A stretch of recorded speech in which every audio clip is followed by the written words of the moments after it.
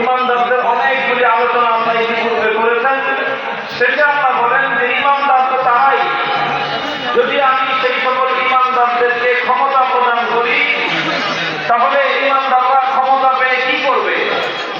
আল্লাহ বলেন যে ইমানদাররা ক্ষমতা পেয়ে অগ্রাধিকারের ভিত্তিতে সর্বপ্রথম 4টি কাজ করবে। কয় কাজ? ইসলামী সরকারের সর্বপ্রথম কাজ হলো 4টা। 1 নম্বর কাজ হলো আকামুস সালাহ,